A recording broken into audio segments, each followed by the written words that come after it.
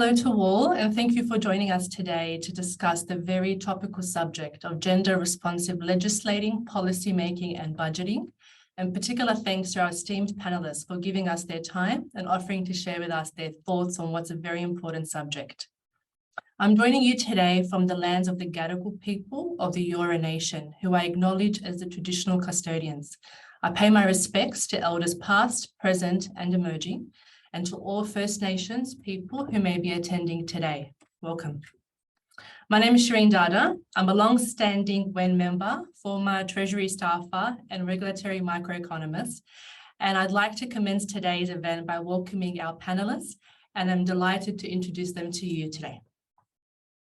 Dr. Leonora Risse is an economist who specializes in gender equality. Leonora's research focuses on understanding gender differentials in the workforce and identifying evidence-based ways to close these gender gaps. Her research experience extends to issues of well-being and disadvantage, labor economics, demographic economics, and economic psychology. She's a research fellow with the Women's Leadership Institute Australia and recently spent time in residence at Harvard University as a research fellow with the Women and Public Policy program. Leonora is a senior lecturer in economics at RMIT, is a co-founder of the WEN in Australia, and currently serves as the WEN National Chair. Welcome, Leonora. Dr. Ramona Vijeyarasa is the architect behind the Gender Legislative Index, the first comprehensive IT-based tool to make legislation work more effectively to improve women's lives. Her work innovatively combines law, engineering, and data science to reinvigorate decades-long debates about the law's role in addressing gender inequality. A senior lecturer in the Faculty of Law at the University of Technology, Sydney, Ramona's research is informed by a decade working in civil society. Ramona was the 2020-2022 Women's Leadership Institute Australia Research Fellow and a runner-up in the 2021 Letton Prize. Ramona recently welcomed the release of her latest book, The Woman President, which presents a unique comparative study of women's leadership and the law. Welcome, Ramona. Nick Wood is the Director of Long-Term Modelling at New South Wales Treasury and supports policy development and economic and budget management through database research and analysis. Nick, together with his team, recently released a paper on women's economic opportunities in the New South Wales labour market and the impact of early childhood education and care. This paper brings together research on the drivers of unequal economic outcomes between women and men and develops a modelling framework which is then used to assess the impact of the New South Wales and Commonwealth government's transformational reforms to early childhood education and care. This paper is one of the key outputs of the New South Wales Women's Economic Opportunities Review. Welcome, Nick. And thank you to all our panelists today for giving us their time. Today is the second event in a two-part online series hosted by the WEN on the purpose and practice of gender-responsive policymaking and budgeting. But before we start, I'll run through some housekeeping. Today's event is being recorded and will be made available on the ESA webinar series page, and we'll put a link to that page in the chat for reference. My colleague, Dr. Carmen Tang, who is chair of the New South Wales WEN branch, will keep an eye on the questions coming through from our audience.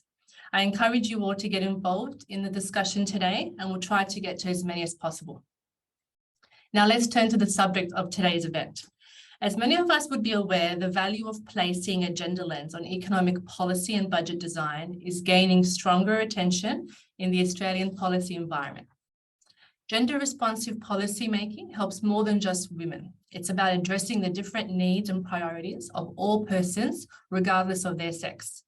Doing so helps ensure that all members of our community are equally valued, policies are more effective, and society is more just, productive, and peaceful.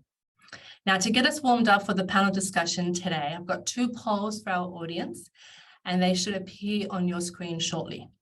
Okay. The first poll asks, which country was the first in the world to implement the practice of gender-responsive budgeting? Got a few options there. I'll give our attendees a couple of moments to choose an answer before going on to a second poll.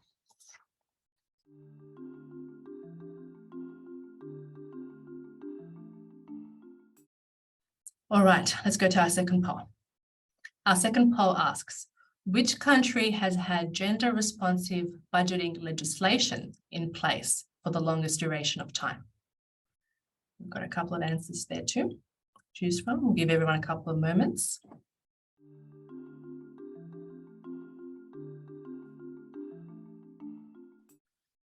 All right, now let's take a look at the answers. So poll 1. Most participants chose Norway, and that was followed by Australia. Australia would be the correct answer. It was the first to implement. Could we have the second poll up? Okay, most participants also chose Norway for the second poll. In fact, it's the Philippines. While Australia was the first country to introduce the practice of gender-responsive budgeting, the Philippines has had gender-responsive budgeting legislation in place for longest. It's interesting to have these two questions presented alongside each other, as it highlights the key role that legislation can play in securing gender-responsive budgeting in the long term and preventing it being undone, an issue we will no doubt turn to. In today's panel discussion, we will look to unpack a couple of key themes in the conversation around gender-responsive policymaking and budgeting, including the Australian experience, how we create an economic policy environment that's not gender blind, and the institutional reforms needed in the Australian context. A key tenet in today's discussion will be gender mainstreaming and the need to look beyond just those typical women policies. I'll get the panel's thoughts on how we can integrate a gender lens on a range of policies, including capital investment and tax, and change the discourse around what is a gender or women's policy issue. Now, to kick off with the first theme of the day, the Australian experience, I'll begin by just giving some short international context. Governments around the world have made national and international commitments to advance gender equality and the empowerment of women in many different areas of life. Some international conventions and platforms, including the Convention on the Elimination of All Forms of Discrimination Against Women, known commonly as CEDAW, and the UN Beijing Platform for Action, demonstrate governments' commitment to the realization of women's rights and the achievement of gender equality. In 2000, some 22 years ago, the UN General Assembly called upon governments to incorporate a gender perspective into the design, development, adoption, and execution of all budgetary processes. Turning to Australia now, I'll start by asking Ramona, can you tell us a bit about the Australian experience in this space and how we have performed relative to international counterparts, including compared to South Asian and Southeast Asian neighbours on whom you've undertaken extensive research? Thank you for the question, Chirine, and thank you for having me on today's panel. It's great to be here. So before I touch on the Australian experience, as the lawyer, it might be helpful for me to just give a bit of history in terms of where did gender responsive lawmaking come from, and then we can look at how Australia is doing. So some of you may know this already, and there's an interesting correlation in terms of the timing with gender responsive budgeting as well. But in the late 1980s, we heard this call for women-centred legislation.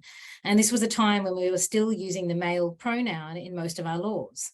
And so there was a call for gender neutrality, and he was replaced with he and she and them and theirs.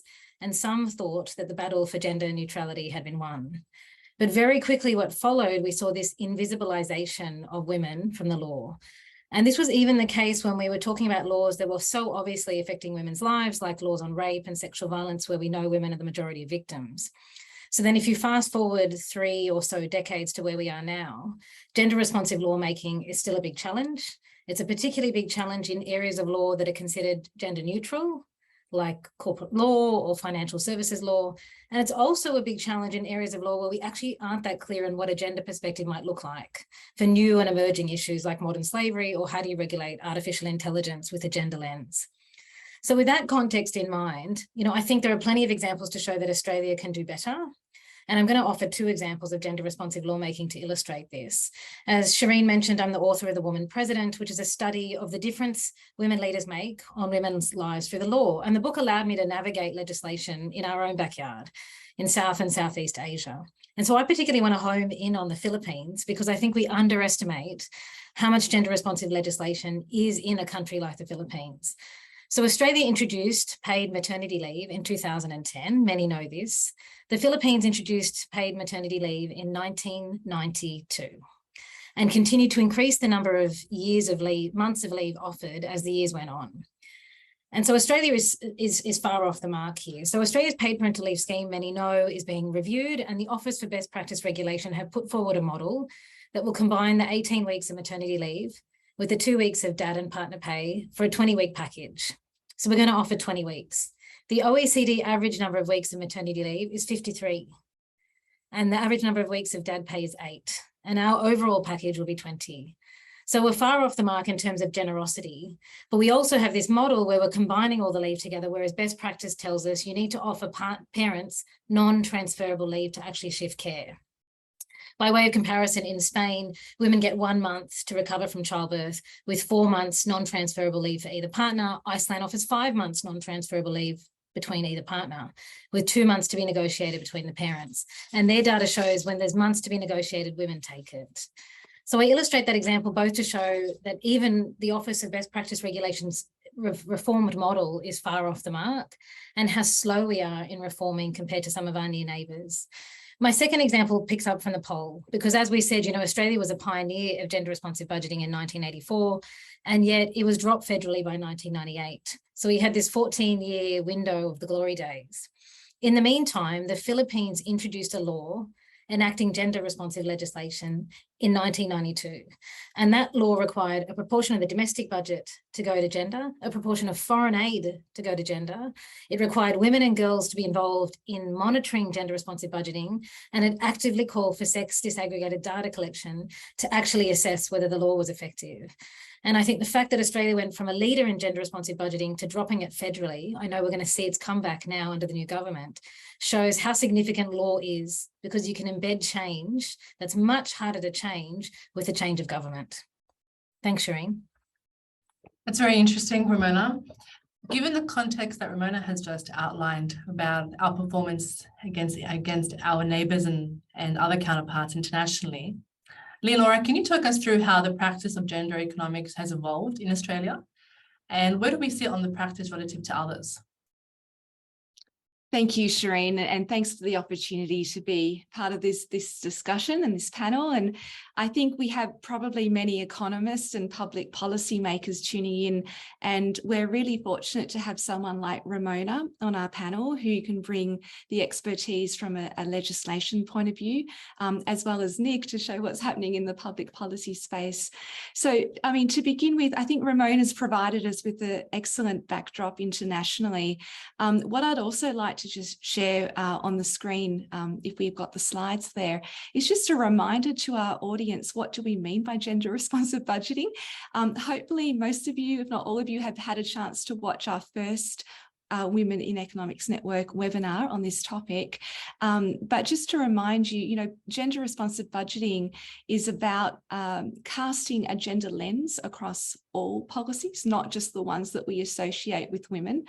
And policy that seems gender neutral, it might not specify men or women, it seems gender neutral, it can have unintended consequences for gender equality. So we should think about gender lensing, if you like, a broad term for gender responsive legislation, gender responsive budgeting, as a built-in mechanism to detect our blind spots. Think of it as that's the mechanism that it provides us with. And so formally, when we set up gender responsive budgeting, it's a process of analysing how the same policy can have different impacts on men and women, not intentionally necessarily, but because of the different life paths, the different roles that men and women take in the household, in wider society.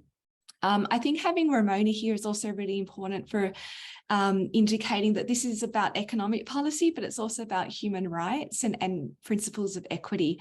So where are we up to in Australia today? So I think Ramona's noted how once internationally, Australia was praised for being a world leader. The OECD recognises Australia for being a world leader in international best practice in gender responsive budgeting. That was during the 1980s. And so that process was diluted over time. And what we see now in budgets at federal level as well as state levels, we see like a women's budget statement. Now that's valuable and that's important, but what you'll notice about the women's budget statement is that it's generally like a list of the policies in the budget that relate to women's specific needs. So often focused on health or safety or women's underrepresentation in certain fields like STEM or finance. Now that's all really important, but the true practice of gender responsive budgeting is to cast that lens, that lens of analysis more broadly across all of the key budget announcements and proposals. So for example, look at your infrastructure spend. And we know that construction, for instance, is about 87% male in terms of its workforce. Look at the defence spend, look at the social security spend and the tax and transfer system. Look at skills and training, how much is going to apprenticeships and trade. And then once we start to add that gender lens, we get a broader and bigger picture of how the budget is having different effects on men and women. It can also be applied to analysing the effects of economic shocks. So think about climate change disasters and think about how men and women can be affected in different ways because of their relative economic positions. So in terms of where Australia's up to, look, we're looking federally now at this federal government making a commitment to reintroduce gender responsive budgeting, which is a really promising step forward. So that we'll see that now come into the federal budget policy. We should acknowledge that at state level, of course, we're making great progress in Victoria. So the Victorian government has established a gender responsive budgeting unit within the Department of Treasury and Finance, and this complements the role of the Commission for Gender Equality in the Public Service, which has also been established in Victoria, that requires all public sector agencies to create their gender action plan.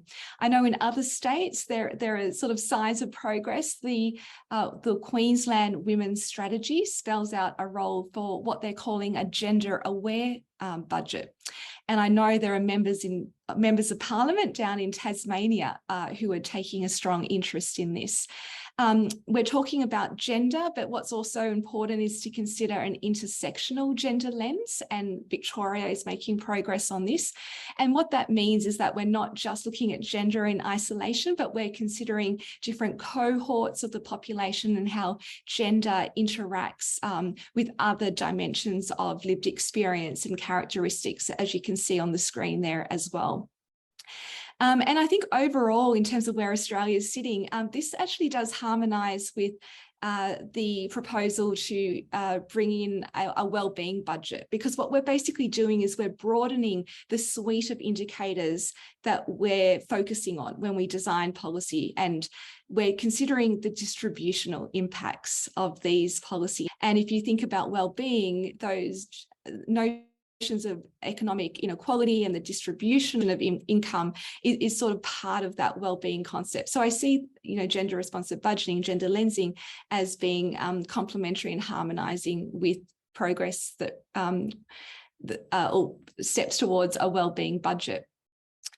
Internationally, I think it's also worth mentioning something like Canada has gender-based analysis, what they call GBA+. So they have their experience there of the progress they've made on gender responsive budgeting. And they've shared from that how not having legislation in place has actually made it difficult to make progress. And so it points towards the need for having legislation to really solidify these processes and to make sure that progress doesn't come undone. So if there's any lesson to be learnt from Australia, is that you can be on the frontiers of this economic practice, but it can easily be unwound unless you have the foundational steps in place in terms of legislation. So I think there's good signs of progress in Australia. There's a role for the Office for Women, and there's also a role there for departments, Treasury departments, and also something like the Parliamentary Budget Office, which has the capacity to undertake these types of distributional analysis. Thanks, Chirine. Thank you, Leonora.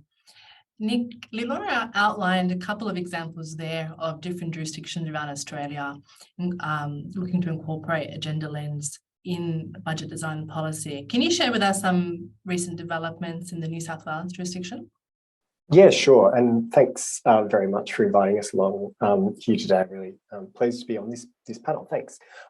So probably the most significant development that's happened in New South Wales is over the last few months was the establishment and conclusion of the Women's Economic Opportunities Review, which was a review into a broad range of policies which are leading to unequal outcomes for women. In unequal economic outcomes for women across the New South Wales economy. And that was a good review that was conducted by New South Wales Treasury and supported by an expert panel chaired by Sam Austin. I think probably the critical thing out here is that we were starting from a position, I suppose, of having capacity within the organisation, within the public service more generally, that wasn't explicitly geared up to exactly the sorts of things that I think Leonora has been outlining, which is try to understand the way that different policies have an impact on women's outcomes. And so while, the purpose of having this panel wasn't itself wasn't, in terms of applying that lens across all policies, it certainly led to a package of reforms. The purpose of setting it up meant that there has been a very significant capacity development within Treasury over the last few months, and that's a capacity that will be retained and used in the future. So the review was conducted right across Treasury. There was a secretariat. My team supported the review in terms of leading on the economic analysis. But we were also supported by a range of outside groups, including particularly the Gender Equality in Working Life Initiative at Sydney University and a range of academic partners that they have. So what were the outcomes of the review? I think probably the early childhood education reform package announced in the New South Wales budget was perhaps the most significant policy announcement, and there's a range of other ones. But critically for this one, the New South Wales government's committed to conducting women's impact assessments across all new policy proposals going forward. And that means that, again, the capacity that's been developed within Treasury to support the review isn't just a one-off thing that disappears. It's going to be retained within the department permanently. New teams have been established which will go on, and I think that capacity is really important in making sure that this lens is applied to policy process more generally going forward, as well as their structures. That's fantastic to hear, and a really important development. It's actually a very good segue onto our second theme of the day, which is how do we create an economic policy environment that's not gender blind? And it's important to know, as you say, Nick, that gender responsive budgeting, policy making, and now we've heard also legislating, they're all integral and they're all complementary practices to achieving this goal. Each of our panelists today have in their own field given some thoughts on how this can work. Leonora, you've undertaken extensive research and are widely published on the subject of gender differentials in the workplace, including gender gaps in workforce outcomes and opportunities. Can you share with us your insights in this field and your views on how the integration of gender impact assessments in policymaking can work to close the gender gap? Thanks, Chirine. Oh, that's right. Look, a lot of my analysis, I look at these gender gaps in workforce outcomes. And once you dive into this and, interrogate it, you realize, look, a lot of these gender gaps wouldn't exist if we had designed a more fair and equitable workplace and policies to begin with. So the gender lensing is about trying to avoid these gender gaps from happening in the first place. Many of our policies and our social structures and our gender norms and ways of behaviour can be traced back to this assumption of a traditional model of society that prioritizes men or expects men to take the primary breadwinner role and for women to take a caregiver role. So a lot of the policies we have in place are kind of a historical legacy of that. And so if we were to go back and interrogate these policies and put them through a gender lens, often you'd find that it's about dismantling the current structures that are currently perpetuating those gender norms, both for men and for women. So I've got some examples here. Like we look at the gender pay gap and we know that it's a reflection of a lot of biases and barriers and gender norms that operate in our society. So one key way to look at that is to examine effective marginal tax rate. So what that means is what's the additional tax that people are paying for when they go and work more days throughout the week. So when we've done the analysis, we've found that if you take a typical household in Australia with a dual income household with 2 children, the second income earner, if they want to go back and work a 4th or a 5th day, they're looking at an effective marginal tax rate of now around about 70%. So really only taking 30% of their pay for the 4th and 5th day. Now, that's not spelt out in gender terms, but we know because of social structures that it's the majority of people who are a second income earner are going to be women because of the differences in pay and the social norms that generally see women take the majority of care roles. So effectively, even though there's nothing in the legislation or the tax and transfer settings that spell out men and women, it's disproportionately more women who suffer this financial disincentive, this financial penalty for working more hours if they want to work more hours. So that's one example. Look at your effective marginal tax rates, place a gender lens on that. Another example is paid parental leave. We've had a system where we've had this primary and secondary label attached to that, which is reinforcing these gender norms about who should be a caregiver. And so, as Ramona has mentioned, the evidence is that we, in order to create a more even sharing of care at home, as well as to enable higher rates of women's full-time workforce participation, what we need are design mechanisms that incentivize and reward men for taking a greater share of paid parental leave, which Australia doesn't at the moment. So we're casting a gender lens on that, and we're also taking into account existing gender norms and what's the default behaviour that currently exists in our society. How can we shift that? Another example is from the most recent federal budget. The budget actually analysed what was the gender impact of removing the superannuation minimum threshold of $450, and they calculated that the majority of people who would benefit from that, 2/3, would be women. So that's an example of casting a gender lens and identifying ways that breaking down these policies, didn't mention gender obviously in the policy, but had a disproportionately more beneficial effect for women. Stage 3 tax cuts, bit politically controversial at the moment, but recently you can find this online. The Parliamentary Budget Office calculated a gender-based analysis of who would be the main beneficiaries of those tax cuts, and 66% would be men and 34% would be women. So there's a great example of casting a gender lens, doing it in an objective way of disaggregating the data and considering, okay, is this contributing to closing the gender gap in earnings and wealth and assets, or is it exacerbating that gap? Our COVID economic responses were very much centred around infrastructure and construction, boosting people, out there building houses, home renovations, etc. So if we cast a gender lens on that, we know that was disproportionately supporting jobs in male concentrated fields. Meanwhile, JobKeeper subsidies were withdrawn early for childcare workers, which was 90% female. But this brings me to my last point here, which is about, well, once we cast this gender lens and we do this analysis, and we might detect, for instance, that a policy such as an infrastructure policy, a capital intensive investment might disproportionately favour men's economic outcomes. Now, what do we do with that information? Do we abandon that policy?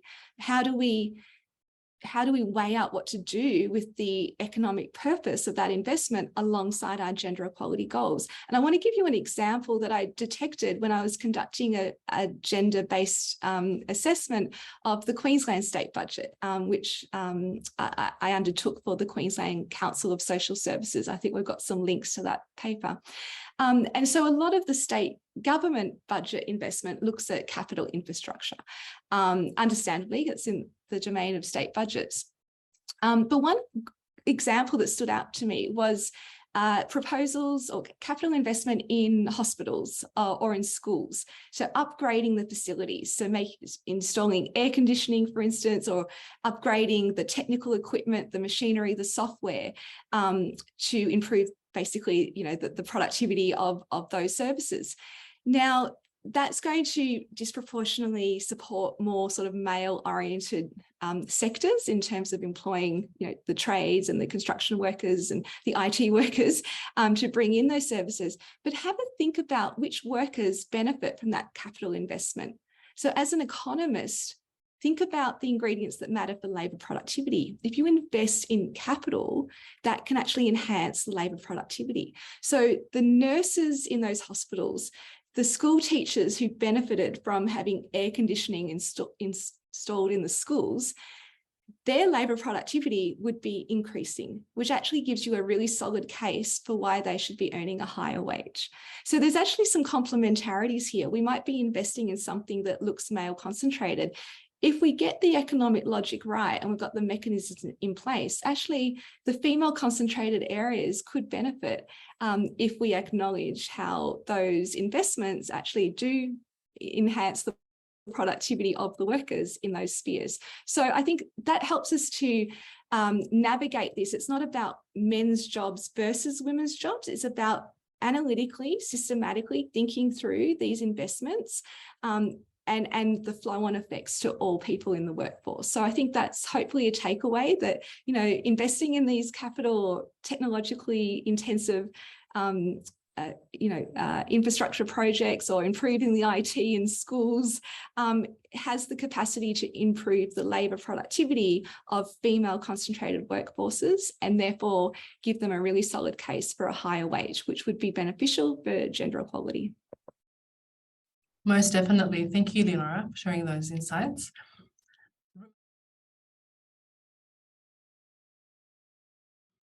Ramona, kind of touching on a similar issue around gender impacts. You're the chief investigator behind the Gender Legislative Index, and we'll paste a link for our audience in the chat to find out more about the GLI. Can you tell us a bit about this tool and how it can enable gender responsive legislating? Sure, Chirine. And I think this is a great moment to come in because Leonora has so nicely set up for us how much nuance is required when we actually assess a situation for how different people are going to differentially be affected by different policies, because that level of reflection and consideration is really essential here. So, I think it's important before I show the GLI to explain a bit the premise behind this. So I'm obviously biased as the lawyer in the room, but I think it's really important to reflect on how much law defines and changes our societies. And we've seen this historically. Laws helped us get girls into schools through compulsory education. In some countries, laws have helped remove harmful practices by criminalising, for example, female genital mutilation. Laws also shift social norms. Australia's marriage equality law matters because it tells society what we value as a group. And as the Filipino case shows, laws also embed change and can sometimes secure change that can outlive a change of government. So for me, I created the Gender Legislative Index because I particularly value and acknowledge that power of the law. And hopefully you can all see that up now. So this is the Gender Legislative Index. And really, I wanted to create a tool that would allow us to measure how well law is doing in exploiting its full potential to advance and improve women's lives. And so the Gender Legislative Index evaluates laws against 7 criteria, and these criteria come from CEDAW. Chirine mentioned CEDAW before. Australia ratified it in 1983. Almost all countries in the world have signed up to CEDAW, with, oddly enough, the exceptions of the US, Tonga, Palau, and Somalia, and I believe Iran is in that list too. And so I spent some time going through CEDAW and its 38, now 39 general recommendations to establish the criteria that I think every lawmaker needs to consider when drafting legislation. And it's important that when telling legislators you need to legislate with this criteria in mind, the GLI doesn't ask legislators to do anything other than what countries have already signed up to doing in the Convention on the Elimination of All Forms of Discrimination Against Women. I think this content might be a little bit new for some people, and that's why it's reflected with the image on the right, which is the visual representation of the criteria. And it's about asking the kinds of questions we need, similar to the reflection we just heard from Leonora, that brings out the nuance and shows us examples of potential overt discrimination, but also how discrimination can be hidden. And it's simply a question of asking, do men and women and non-binary people experience the law differently, and in what ways? And so we need to ask ourselves, does the law guarantee women access to services and information? Will the law guarantee that women's decision-making is non-coerced and informed, and is their confidentiality protected? So, for example, if a woman has a protection order against a former spouse, how do you protect them from revealing their new address? Does the law actively promote equality between men and women? Very few laws do this. The Workplace Gender Equality Act in Australia specifically mentions international conventions like CEDAW. Does the law protect particular women from situations of vulnerability? For example, women from culturally and linguistically diverse backgrounds, from workplace discrimination and harassment. When things go wrong, is there access to justice? And does the law guarantee data collection? Because we can't know if a law is effective in achieving its aims unless we're actually monitoring that situation. So with the Gender Legislative Index, human evaluators evaluate a law, and they place it against a scale from gender regressive to gender responsive, and give an overall score for the law in terms of whether the law is meeting international standards. And there's benchmarks that sit behind the system that you can access directly on the website to allow evaluators to do that. And here I really reiterate the point that gender responsive lawmaking is about bringing that gender lens across a broad spectrum of laws. So in the Gender Legislative Index, you can see benchmarks for tax laws for women, mining regulation, financial services, as well as what we might typically more consider gender issues like gender-based violence, family law, and equality at work. And so I suppose the question, this is an example of an evaluation, and the machine learning gives the overall score for that law. This is the Dad and Partner Pay Law Australia introduced in 2012, which obviously isn't all the way in the dark green because it is far from the best practice model. And so the GLI offers that kind of analysis of what it is that's concerning evaluators about this law and how it's not meeting international standards. Just if I finish up with this point here, I think for this audience, the question to ask is, well, what do you do with a tool like this? How does a tool like this actually help change the way we make laws in a country like Australia? And so I sort of have 3 end users that I work with. And the first one are civil society. You know, how can civil society use a tool like this to push for law reform? So when I submitted a review for the Workplace Gender Equality Act, I imagine many on the call submitted reviews for that act. I used data from the GLI that evaluated WGEA. I'm also discussing with the Victorian Women's Legal Service the possibility of evaluating state-based Victorian laws. Clearly, Victoria is doing something pretty fabulous. Another big user are parliamentarians. They make our laws. And so I shared the GLI with the Commonwealth Women Parliamentarians at their annual conference, and that's both state and federal women parliamentarians. And also this has a potential use on a global scale, because obviously we want Australia to be a leader in the field. And with a tool like this, we can start showing to other countries, you know, the sort of steps and criteria to be considered in that lawmaking. You know, I think just to wrap up, for a country like Australia, the Gender Legislative Index can tell us where we're performing well, and when we're not all the way in that, you know, positive dark green place where we want to be, which other countries are performing better, and how can we borrow some of that legislation so we're not waiting a decade or 2 decades to put some of that into place. And I didn't have a chance to mention this example before, but the Philippines also introduced paid leave for victims of domestic violence back in 2004. Australia is introducing it today. So we want to make sure that today is in this year. We want to make sure we're using these kind of tools so that we're learning the good practice now and not waiting 2 decades before we catch on to some of those good practice examples of gender responsive lawmaking. Thank you, Chirine. Great, thanks very much, Ramona. And it's so interesting to hear the links and how legislation can enable good economic policy as well. well. Nick, I'll turn to you and the paper that you and your team recently published on women's economic opportunities in the New South Wales labour market and the impact of early childhood education and care. We'll paste a link to that paper in the chat as well. Can you talk us through the approach you took in this paper and the key findings? I think it'd be interesting for our audience to hear from you how economic policy could contribute to gender responsive budgeting and then in turn better economic opportunities for women. Sure, thanks. So a bit of context, I think, is probably helpful in understanding what we were trying to do with the paper. And that is that in the 2021 New South Wales Intergenerational Report, which is also produced by my team, we set out that so the Intergenerational Report is a sort of long-standing thing that sets out how the government, essentially in the long run, there's a fiscal gap. We don't have enough money. We need to do something about it, essentially, is the short story. And we set out, though, that one of the things we could do about it was to increase women's economic opportunities, particularly in the labour market. And so we found that if labour force participation amongst women was the same as that of men, we didn't say how we'd get there, but we said if it was the same as men, that would be the most effective way of reducing the long-term fiscal gap and improving fiscal sustainability. And so that all went out there. And the logical next question when the Women's Economic Opportunity Review was like, great, how are we actually going to bring about that outcome? And so what we then set about doing with reference to the actual set of policies that was being proposed, particularly in early childhood education, was to try to understand, I suppose, what is it that is contributing to the gap between men and women in workforce participation. And then we extended that forward to also include the other two key indicators of labour market outcomes, being wages and the well-known gender pay gap, as well as a very significant gap, which actually hasn't budged for decades, on the number of hours that men and women work in the labour force. And that gap is very big and broadly identical to where it was 40 years ago.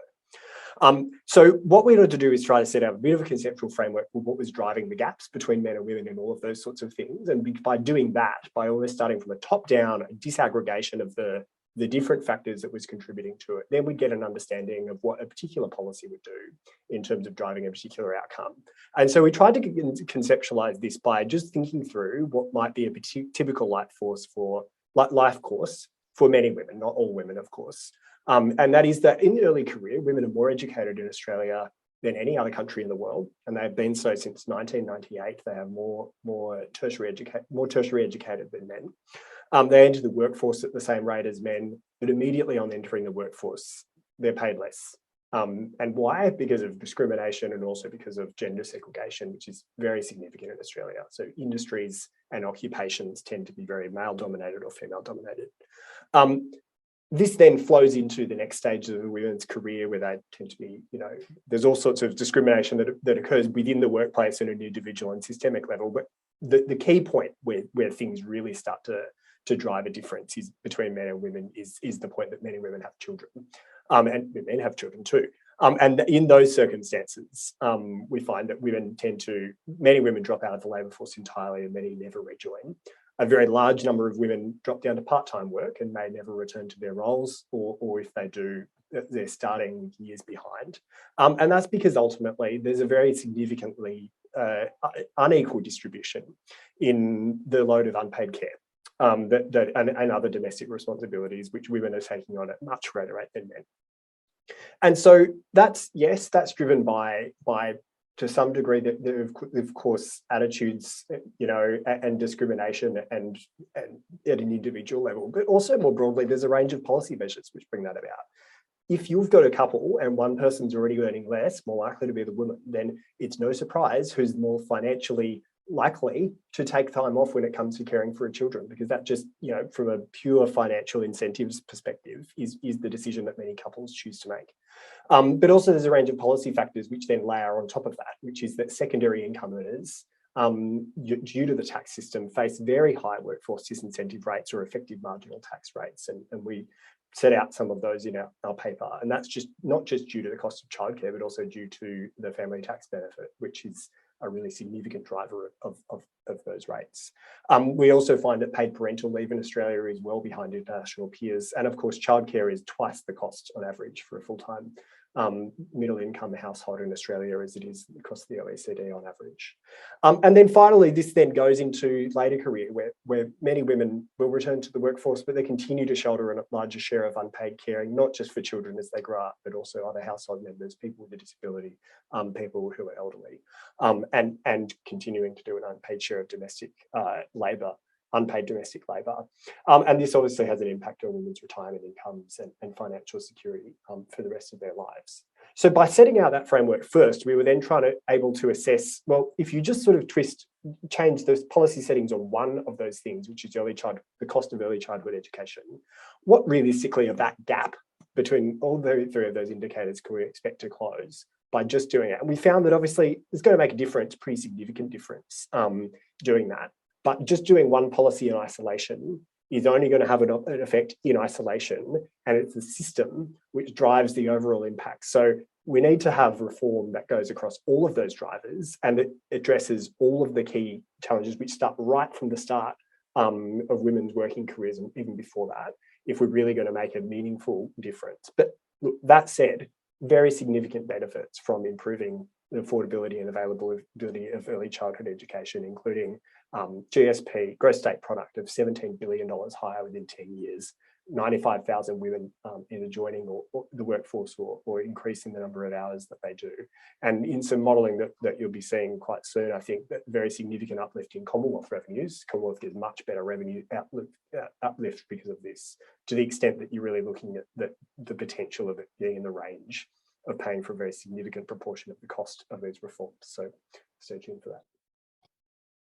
Fantastic. Thanks, Nick. I think there's some really interesting takeaways there for us to think about. And it's a really good segue to kind of discuss the type of reforms we might like to see in the Australian context.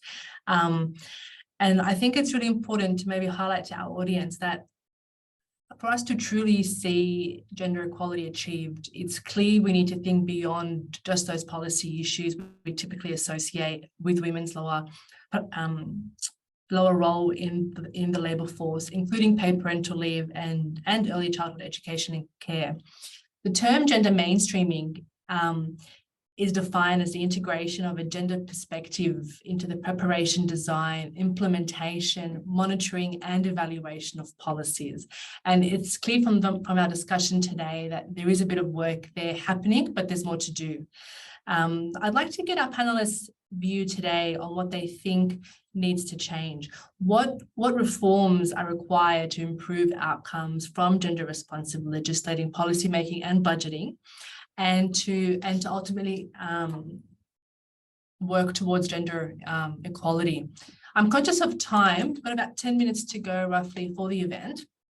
So I might ask a couple of questions and then open up to the panel to get their thoughts, and they can choose which questions they'd like to answer. I think a few things stand out to me in the conversation that we've had today. And one is, as economists, better understanding the core drivers of gender gaps and making the economic case for bolder reforms.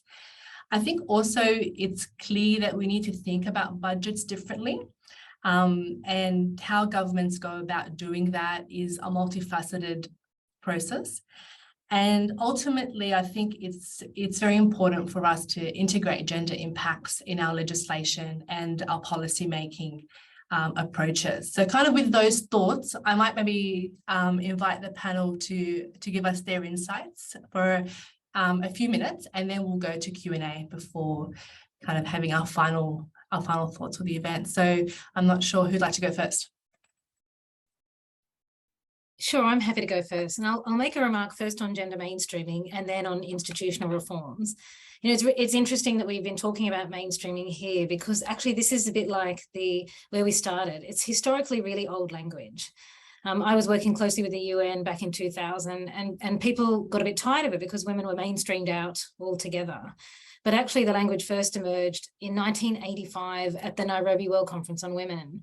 And I have to say, of all the language we're talking about today, this is a policy that got it right, because it was about gender mainstreaming, was about a standalone approach to gender in terms of policies that we know specifically affect women more than men, but it's also about integrating that gender perspective across the full range of policies.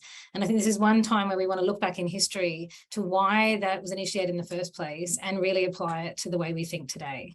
So I just wanted to briefly make that remark about gender mainstreaming. To me, a lot of what we've talked about is about institutionalizing change to make sure it's permanent and that it's systematic.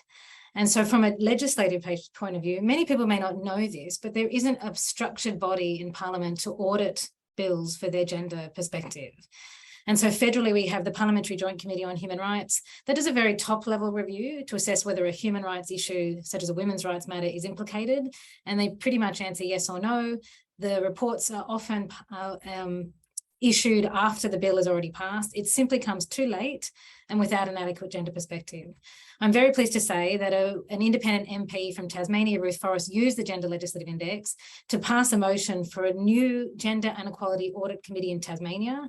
It will be our only standalone Gender Audit Committee in Parliament. The ACT has an Economy and Gender and Economic Equality Audit Committee, but Tasmania will be a standalone gender one. And that's the kind of audit committees that we need, the kind of institutional reform to make sure we're bringing this gender lens before the laws are even passed. Thanks, Chirine. Thank you, Ramona, for those thoughts. Leonora or Nick, would you like to give us some insights as to kind of the priority reforms from your perspectives? Oh, thanks, Nick. Look, I just want to say how inspiring it is to hear Nick talk about the work that's being done by New South Wales Treasury. Really, just so encouraging to hear. In terms of, what do we need to do? Look, we need to set out a dashboard of metrics. Like, what are the indicators that we can use to measure gender equality and to mark progress? We kind of have these vague notions, but we really do need to spell it out and to be holistic about it. We focus a lot on the gender pay gap and women making progress, but the flip side of this is men's contribution to unpaid care and to enter the care professions. We've missed that part of the equation. I would strongly suggest that that should be part of our dashboard of indicators of progress. Talk a lot about unleashing women's capacity and potential in the workplace. What about unleashing men's capacity to do the dishes and change a nappy? Like, it's got to be both sides of the coin. We need data collection, and we need data collection on an intersectional basis as well. That needs to be done in a culturally sensitive and ethical and responsible way. We need an awareness that gender gaps can arise from policies that disadvantage men as well. So you talk about what are the underpinning factors contributing to gender gaps in all our economic outcomes. It's those gender norms, those gender stereotypes that prescribe a role for women over here and a role for men over here. We're focusing on dismantling those gender norms for women, but we also need to do it for men. We need to broaden the range of roles that men aspire to take, are rewarded for taking. We need that because we need more people in the care industry, right? It's so female concentrated. So we need to break down those gender norms. So the gender lensing is about interrogating policies that break down those gender norms. It's not just about government. It's also a role for businesses, for investors, for anyone making a decision about how to allocate your finances and your capital. Cast a gender lens, and there are some great philanthropic institutions that support donors and investors to do that. Nick alluded to the importance of capability building in the public sector, so that's part of it. It's also about bringing subject matter expertise from a gender equality point of view, as well as the economist and the legal scholars and the human rights experts. And finally, make sure we embed it in legislation. We started this webinar with acknowledging that Australia was once a world leader, so we can go back to being a world leader again, but we want to make sure we stay there. Over to you, Nick. Thanks. Look, I might just speak a little bit more about the capability building in the public sector, because I think it can have a really significant influence. So policymaking in the public sector is chaotic.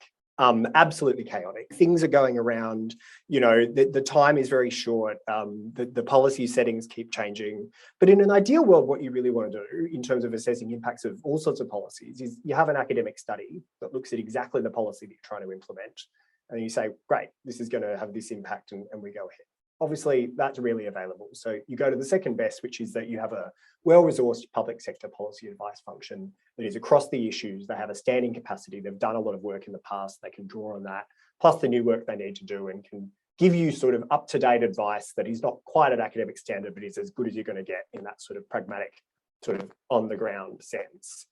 Again, if that doesn't exist, then, you know, there's probably a couple of other options. The next tier down is that you get a consultant to give an answer that you pay for, you know, let's be honest. Or the final one is when that capacity doesn't exist, and where you have a team that's not used to advising on this, or a particular area that doesn't really have expertise. You end up with people who just reckon things, and people, you know, who may not really have experience, but they've done something that's sort of broadly similar a few years ago, and they reckon this.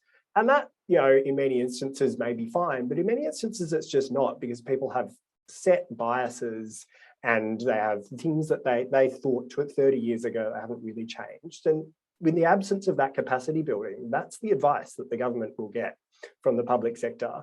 And so it's really important that we make sure that we invest in the capacity and the data and the research and the teams and the standing capacity within the public sector to provide this advice, because that's where we're going to see the advice to government, which, you know, in many instances they want to take. That's where we'll see that lasting policy, you know, assuming that obviously our politicians are minded to do something. So. Thanks, Nick. Very wise words. Very wise words there. Leonora, I can see we've got a question related to something which you spoke about earlier from Miriam Lavoie-Moore. And I invite our audience today to save those links in the chat if they'd like to find out a bit more technical information regarding our approaches.